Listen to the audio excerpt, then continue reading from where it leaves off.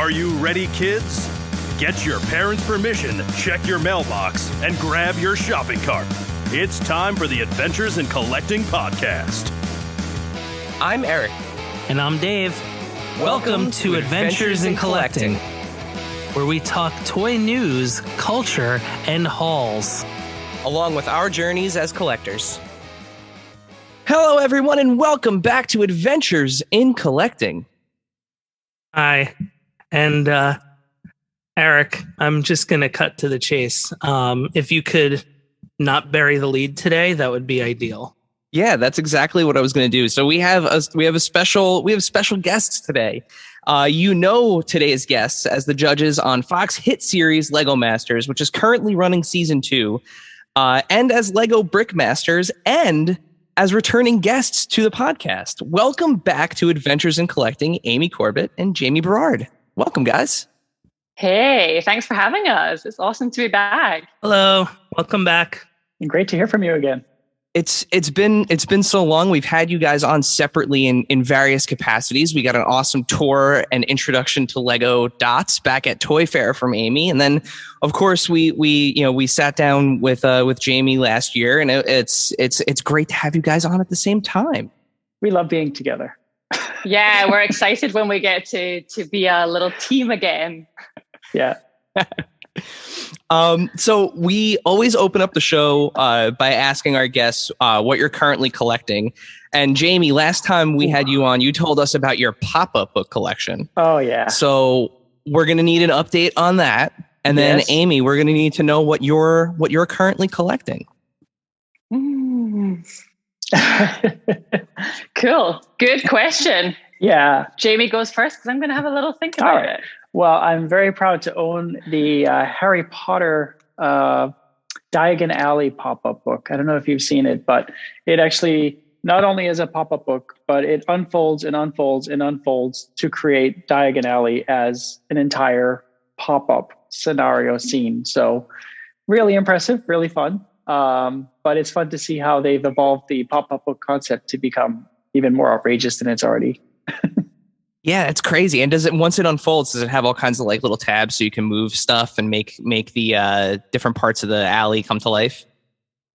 Yeah, it always has these like little discovery moments and things like that. And it's the guy, Matthew Reinhardt, is just genius at doing all of these things. So cool.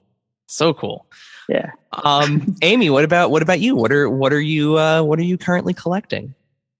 It is a good question. I would say, and I guess I'm going in the Lego, but maybe because I'm making brickheads again for this season. So last season I made all my outfits in brickhead form from the show. This year I'm redoing that challenge. So I'm at the one episode in collecting my 12 new outfits from season 2. Does that count as collecting? Yeah, absolutely. Yeah, I actually, my daughter, my eldest daughter, my 5-year-old, we just built her first 2 set of brickheads. So Uncle Dave, the other voice on this podcast, got her Hello. the Grogu and Mandalorian brickhead duo. So we put those together, and they're now living on her nightstand. So Amazing. They are good ones for sure. Oh yeah, they were awesome to put together. I have them too. So what Lego set started your love of the brick? Ooh. For me, it was probably pointing to me. For me, it was probably a fire truck was one of the earliest memories that I have. That it didn't even have to be a fire truck. It was just this idea that you had a toy that you could actually make into anything that you wanted. And I did. And I think it was also great that I just had family and friends that encouraged me to not have to protect it and keep it, as that fire truck. Like whatever I was making, as silly as it was awesome to them. Like, wow, I can't believe you made it. Why don't you describe what it is? So you can kind of think back to the language they were using. And as a kid, you don't notice. But yeah, I think it was just a simple fire truck. And ever since then, it's gotten more and more ridiculous to the point that now, yeah, I have at least two roommates worth of Lego bricks in my house. And they're not paying rent. Yeah, and I think my earliest memory of a set would be, I think I had a Paradisa set was the first one I can remember having. It was a little park and a little lady with a pushchair and a sand pit. But I have to say that I think Olivia's house, one of the first Lego Friends one, was probably the one that reignited, the more recent sets probably reignited my passion and love for Lego, because I'm a huge fan of Lego Friends and I love building the sets and working on and designing them as well. Sorry, I just need to share a dirty little secret that Amy might not know, is that I actually worked on Olivia's house. I did know that. So I also have an emotional attachment with that one. So look at you guys connecting on like every level possible. It's insane. Yeah. No. It's the coolest. So we actually had this conversation last night, my wife and I, as we were catching up on Lego Masters. But I always did this thing where when I had a set, I built it once. And Jamie, what you said about the fire truck just made me think of this. But I used to build the set once, and then what I would do is, after I was done playing with it and putting it together, I would break it up and put it in a loose bag with a bunch of other broken up Lego sets. And I mean, it kept all the instructions and everything, but it was just cool, like after building it, to your point, to then see like what else you could do with those bricks outside of the instructions. So that drove my wife nuts. She was like, no, it had to go back in the box. And I had to build it again later. Yeah. I was gonna say, I think mine was like the Lego castle from the King's Castle back when I was a very little kid. Like I was probably like 4 or 5 years old when I got that. That was the King's Castle, was like one where it was a castle once and it was never a castle again. Yeah, but that's the beauty of Lego bricks, right? Is that they can live so many lives. They can make so many different creations. And I love that people take the sets apart and make new creations with them. I think that's incredible. But Dave, if you had the castle, were you building it into other types of castle, or were you going totally blue sky, like spaceships and whatever you wanted? Just different structures, like different houses or buildings. Cool. Awesome. Because they had those little arches, so you could always kind of do stuff with them that way. Yeah. So speaking of favorite Lego sets, what's a Lego set or specific Lego genre that you guys have worked in that's been your favorite so far? I've always been a town fan, like Lego Town, becoming Lego City, becoming the modular buildings. I love building buildings, the world around me. And what I like about it is that, especially like old architecture, there's so many of these little bitty details and faces on buildings, and there's so much personality, and we have so many fun bricks for minifigure accessories, like, hammers, like, Thor's hammer, that you just look at and you're like, oh, this makes an amazing stone to put as a detail on top of a building. I have to admit, even today, if I go to one of the bigger cities, I can't help but look at buildings to get inspired and see Lego elements and all the little details, like, oh, I could actually, use this for that. And then I get excited to come home and give it a try. Yeah, and for me, I think, of course, Lego Friends will always have a very special place in my heart, but I'm super excited on Lego Dots, on what we're doing with the tiny little tiles and just showcasing, how much creativity, how much experimentation, how much you can play with color with these tiny little pieces. So for me, it feels like we have, the same old Lego that people know and love, but we've just done it in such a new way that it feels so fresh and fun. And it's been really exciting to go on the journey from just an idea to actually launching that product. I love when I go out and I see people that are wearing Lego Dots bracelets. Like, it's just like I see it way more than like I love them. I think they're great. I have a bracelet myself. It was great getting the introduction to them back at Toy Fair, but it's just one of those things where like I love that people have kind of adopted it as part of their like everyday wear. It's like you got a watch on one hand, you got a Dots bracelet on the other hand, and you're creating your own fun little font and figuring out how to spell words or like initials. It's just it really is. It's a really cool product. Erik, Maddie, right down to the shoes, right? Yeah, that's true. Yeah, you can have it all kinds. And I think that was something really interesting in season 2, actually, that we saw a lot of the builders kind of adopting this way of decorating with dots and putting the colors together and using it for fonts. And it's kind of just opened a door. It's not new pieces that we never had before. It's just using them in a new way. That is really exciting, I think.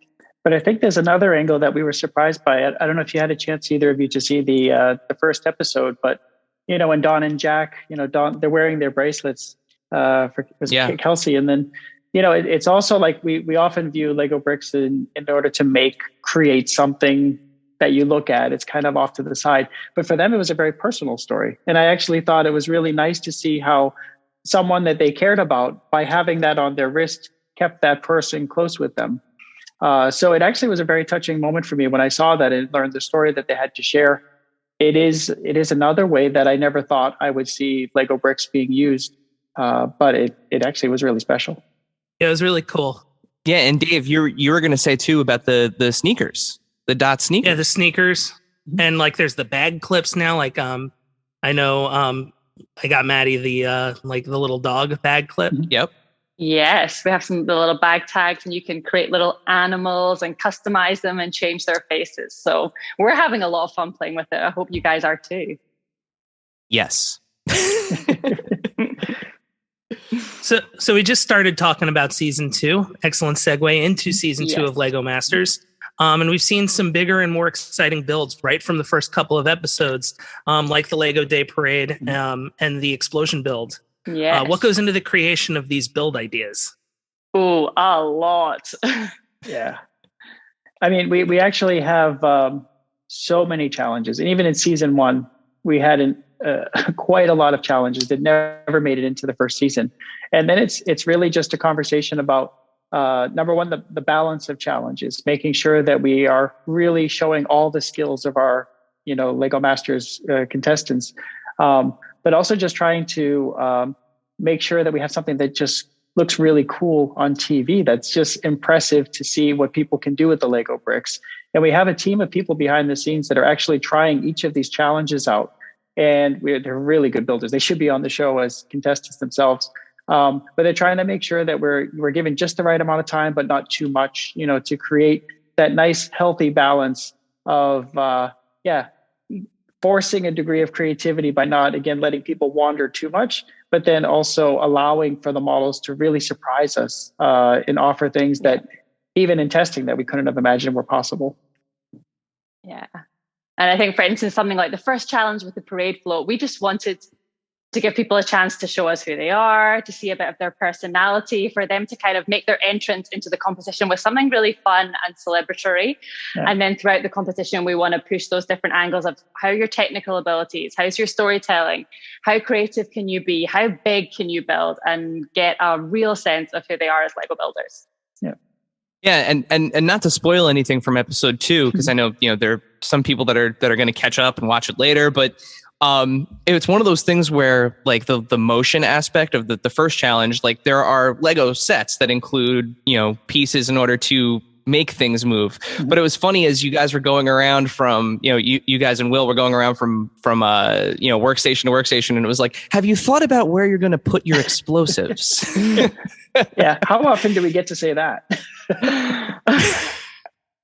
And it's just one of those things where I'm thinking, like, I could imagine, I've been, Dave and I have been playing with Legos our entire lives. And it's like, I've never once had to think about where I was going to put an explosive in my Lego set.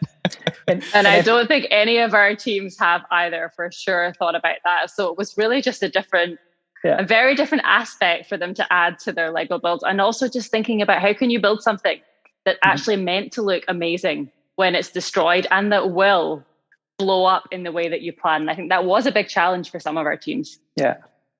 And I think it sounds weird, but we needed to sometimes give them that prompt, because you get in go mode and you just start building, and then you fall back on how you would normally build, which sometimes makes it too strong, or you're not necessarily thinking of the end goal.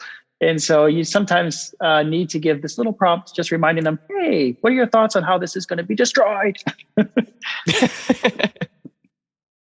And it's funny because a couple of the builds actually wound up going that way too, where it was like, yeah, this was too strong. Like I was thinking of the jewelry store where the front just kind of stuck on. Yeah. And it's one of those things where we're always conflicted because, nobody knows how the explosives, nobody's worked with explosives before. And so they're trying their best to figure out how it's going to work. But when it doesn't quite work, you can't help but feel what they're feeling, like, if only whatever. But I also was super impressed, considering nobody's done this before. Some of those just got obliterated. Like they just looked amazing. Yeah. And the slow-mo shots are just amazing. Perfect. Yeah. It's such a great way to showcase that. Yeah. We've got 12 teams this season. How do you go about selecting the teams, and how did the decision come about to expand the size of the roster for season 2? I mean, the whole process of selecting the teams is quite extensive. Of course, we had lots of people that had seen season 1 and kind of thought I could be a part of this. So there's a whole audition process where we want to see a little bit about who you are, but we also want to see what you can build. And then there's a stage where we kind of want to test people under pressure. So how can they work with their partner? How do they work if we give them a time limit on the challenge? So they do go through a little bit of like, what's the show like? To see, can you really build these awesome things when you have only a short period of time? And I think this year we just had so much talent. We had some great challenges, and we thought, why not just go bigger and have even more teams and showcase that talent? And I think you can see that the standard of builders is incredibly high. I mean, Jamie and I absolutely have our work cut out for us every single week, because you are sending good builders home right from the get-go. Yeah, and I think you probably saw in the first episode that they were already referencing people from the first season that they knew or they were inspired by. And so I do think that the first season, people had to be really brave to take a chance to go on a show that they hadn't seen and don't really understand or expect anything. But now that people have seen the formula, many people are excited by it and actually inspired to think, actually, I see myself in that team and I could probably also do this. So I think in many ways, by having a great season 1 and a great cast of people, it inspired season 2 people to just come out of the woodwork and give it a shot. Yeah. It's my favorite competition show on TV because I want everyone to win. We do too. Imagine how tough it is when you actually have to pick ones to win and ones to go home every week. But I think that vibe that it gives, and the fact that everyone is just rooting for the team so much, even at home, is what makes it pretty special. Yeah, I don't think there's any other competition show where like the first elimination, everybody is just devastated. Like usually, like the first ones, everyone's like, all right, cool. You know, we've only been here for a couple of weeks, but that second episode, it was just like, no. Yeah. Spoiler alert, it gets harder. It gets tougher as it goes on. Well, on the lighter side of things, you guys get to work with Lego Batman himself, Will Arnett, on the show. How important was it to have a host as connected to the Lego brand as him, and guest judges that are a part of the Lego family?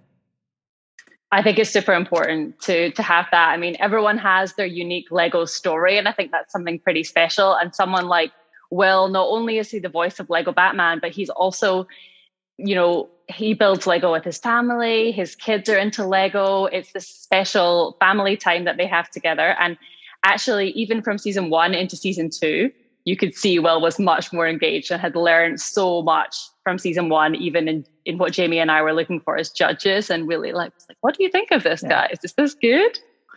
Yeah.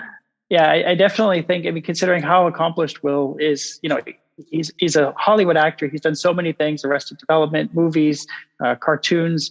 And the fact that he still, when he talks about, what are the highlights of your career that you are most proud of or what you love, like for him to say Lego Batman, and, there's something awesome about that. And I think it's because kids know Lego Batman and love it. And it just, anywhere he goes, he's just loved because he can't help but speak.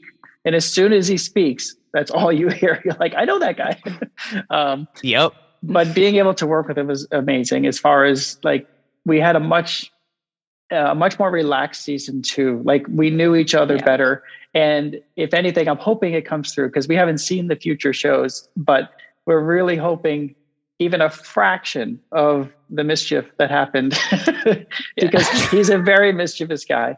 But the fact that he's actually picking on us in season 2 and having, some really fun moments in a good way, it made us feel like, okay, we're in. Like he feels comfortable enough to highlight some of our more curious qualities.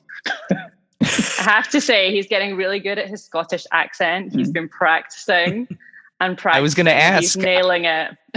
I was going to say, has he added a Scottish accent to his repertoire yet? That was going to be my. Oh yeah, it comes out every now and so often, doesn't it? Oh, yes. Sometimes in a good way, sometimes in a bad way, because he's like, I don't even know what you just said there, Amy. I even loved the just how every pun before he hit the plunger to blow up the builds for the explosion episode, like everyone was just punnier and punnier every time. Like it was just by the end, I'm like rolling on the floor. It was so funny. Yeah. And it's actually season 2 are all about the brick puns, right? Season 2 is all about the brick puns. Yeah, it's contagious. And he works perfectly for that kind of irreverent sense of humor that exists with like the Lego media, right? Yeah. So like whether it's like the Lego video games or what they've done in the films, like that kind of like self-referential humor, it just works perfect for him. It's a great fit. And it actually is nice because he has expressed how genuinely awed he is by the talent in the room. Like he said so many times, like, why am I even here? You guys are so talented and brilliant. So it actually plays to that comedy, like you said, like he genuinely is approaching it like, wow, you guys are doing amazing stuff. But he's sharp enough and smart enough to, like, on the spot, he's just there and he comes up with the funniest stuff. Like his goal is to actually ruin a take in many ways, because if you can get the camera crew to start laughing, that's when he's like, this is my day, and that's ultimately what his goal is that he's just loving every minute of it. And he genuinely is like on the spot, just that funny. He just brings stuff up that you would never expect. And you just start laughing. Yeah. The delivery is unreal. Yeah.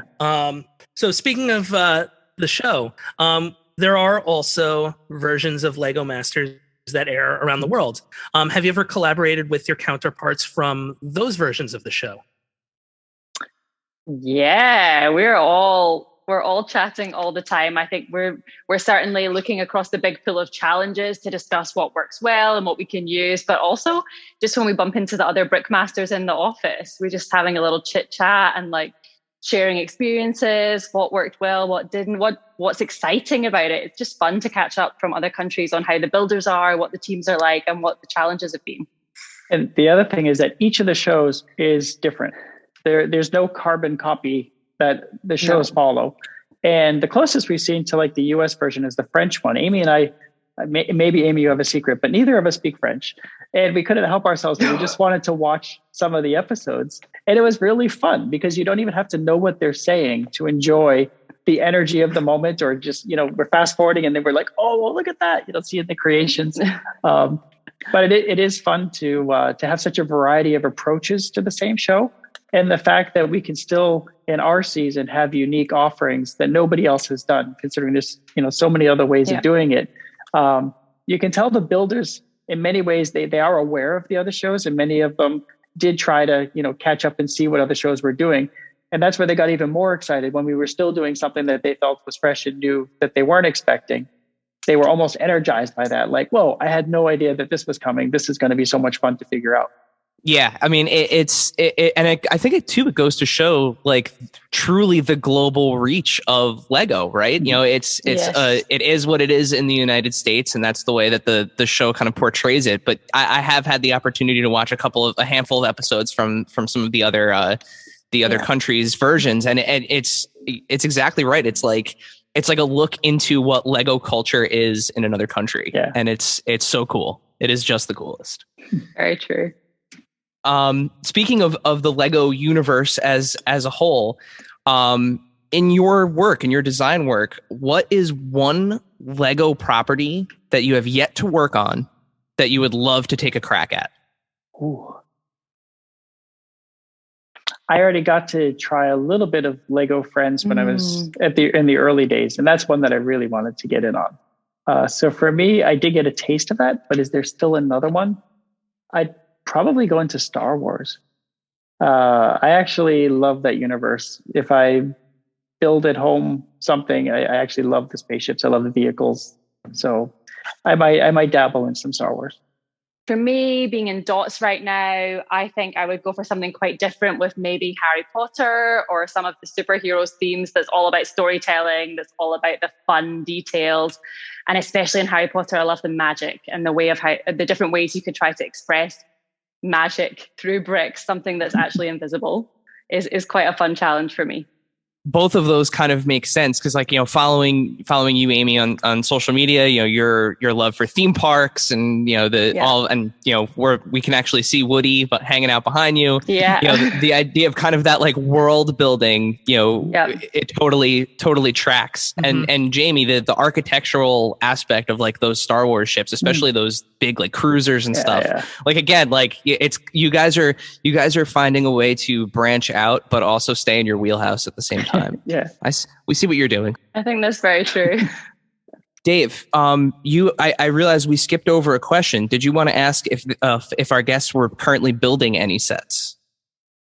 Yeah, sure. Well, I guess Erik just asked it. What sets are you currently building yourselves? I just finished the Lego house molding machine, and I got permission, which took about 6 years to get, to finally buy the UCS Millennium Falcon. And that is next on my list of builds. And I have been waiting for this for years. Nice. We still don't know where it's going to go, but at least it's in the house. And I am in between builds at the moment, actually. I'm building my brickheads each week. So I've got a new brickhead to build right now for episode 2, but I have the Winnie the Pooh box sitting ready to open and build whenever I get a chance. But we've had some glorious sunny weather in Denmark right now. And Jamie and I have learned in the time we've been in Denmark, you have to embrace that sunshine while it's here. But as soon as a rainy day comes, Winnie the Pooh is going to get straight out. And I'm very excited for that. Awesome. Yeah, both of those sets are epic. Fantastic. Well, with that, Dave, before we let our guests go, do you want to hit him with our final question? I do. So this is our kind of go-to last question. What is your favorite and or strangest piece in your collection? It can be one of each, or it can be both. Lego collection. It could be Lego. It could be anything.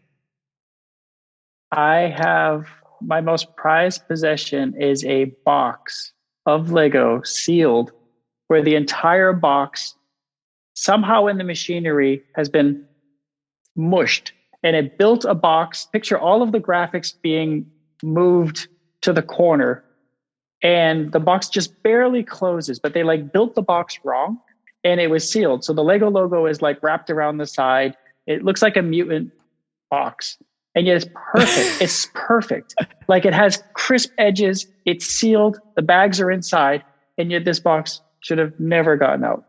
And I just love that I have it, because somehow it snuck in, and it was meant for me.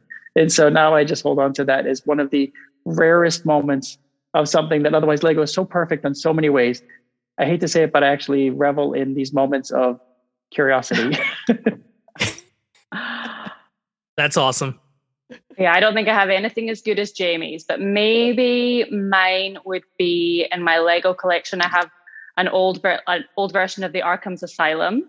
And I think I got it really early on when I had just started in the Lego group. And I remember that my team, all the guys in my team, were so shocked that I would buy that, because they're like, Amy, you love Lego Friends. You love building the cute flowers. You're all about, you want everything to be beautiful colors. And they were so surprised by this huge Arkham's Asylum set that I had bought and was so excited to build.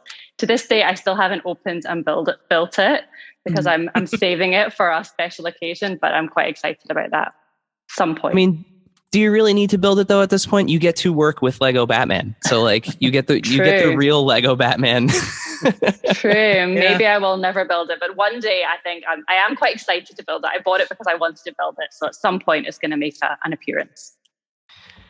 Well, Amy, Jamie, thank you so much for joining us on Adventures in Collecting. Remind our audience, thank you. Where can we find you guys on the internet, and where can we watch Lego Masters? Jamie, you've got it. Lego Masters is on Tuesday nights at 8 p.m. on Fox, and I'm guessing 8 p.m. Central, Eastern time. And then I'm at Brickmaster Jamie at Brickmaster Jamie. And I'm at Brickmaster Amy on Instagram and Twitter. Awesome. Thank you guys so much, and we can't wait to see what the rest of the season has in store for us. Oh, we can't wait for you to see it. Thank you, Amy. Thank you, Jamie. Thanks so much, guys. Bye-bye. Thank you, dear listener, for hanging out with us today. Subscribe, rate, and review us wherever you listen, and then tell your friends to do it. Thanks also to Joe Azzari, the golden voice behind our intro. Our music is Game Boy Horror by the Zombie Dandies.